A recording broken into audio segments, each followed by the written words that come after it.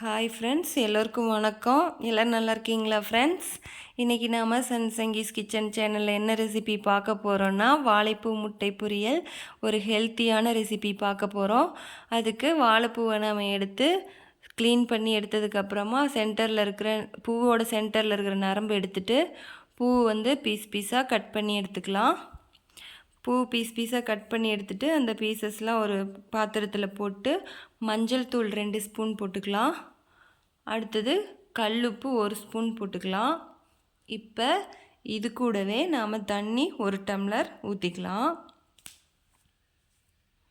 இப்போ வாழைப்பூ நாம் வேக வச்சு எடுத்துக்க போகிறோம். அதுக்கு அடுப்பை ஆன் பண்ணிவிட்டு வாழைப்பூ வேக வச்சு எடுத்துக்கலாம்.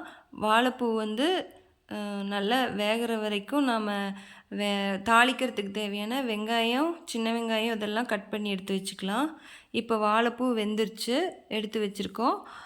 சின்ன வெங்காயம் கட் பண்ணியாச்சு, வரமிளகாய், கருவேப்பிலையும் ரெடி பண்ணி எடுத்து வச்சுட்டு 3 முட்டை எடுத்து வச்சுருக்கோம். இப்போ வாங்க எப்படி தாளிக்கிறதுன்னு பார்க்கலாம்.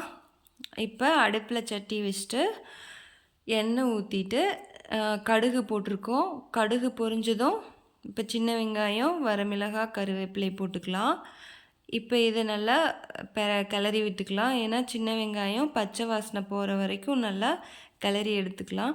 சின்ன வெங்காயம் வேகிறதுக்காக கொஞ்சமாக தூள் உப்பு போட்டுக்கலாம். உப்பு போட்டு கிளறிட்டு இருந்தோம்னா வெங்காயம் சீக்கிரம் வெந்துடும். வெங்காயம் வெந்துருச்சுன்னா லைட்டாக கலர் மாறி இருக்கும். அப்படி வெங்காயம் வெந்ததுக்கப்புறமா நாம் எடுத்து வச்சுருந்தோம் இல்லையா, 3 முட்டை எடுத்து வச்சுருக்கோம்ல, முட்டை உடச்சி இப்போ இதுக்குள்ளே ஊற்றிக்கலாம். முட்டையை நல்லா உடச்சி ஊற்றிட்டு அதில் தேவையான அளவு நம்ம உப்பு போட்டுக்கலாம். இப்போ நல்லா கிளறிக்கலாம். ஏன்னா முட்டையில் அப்போ தான் உப்பு கலங்கி வரும். இல்லைன்னா உப்பு அங்கங்கே இருந்துடும். நல்லா கிளறிட்டோன்னா தான் உப்பு கலந்து வரும்.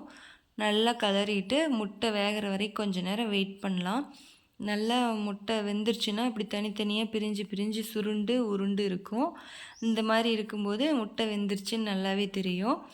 இப்போ நல்லா முட்டை வெந்ததுக்கப்புறமா நம்ம வேக வச்சுருக்கோம்ல, உப்பு மஞ்சள் போட்டு வாழைப்பூ வேக வச்சுருக்கோம்ல, அதை இதில் கொட்டிக்கலாம். வாழைப்பூவை கொட்டிட்டு நல்லா இப்போ கிளறிக்கலாம். இப்போ நம்ம உப்பு போட தேவையில்லை. ஏன்னா நம்ம ஃபஸ்ட்டே வேகும்போது உப்பு போட்டு வேக வச்சுருக்கோம். இப்போ முட்டையிலையும் உப்பு போட்டிருக்கோம், கொஞ்சம் முன்னாடி வெங்காயத்துலேயும் உப்பு போட்டிருக்கோம். அதனால் உப்பு போட தேவையில்லை.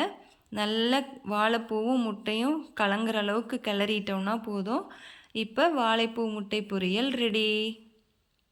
மறுபடியும் அடுத்த ரெசிப்பியில்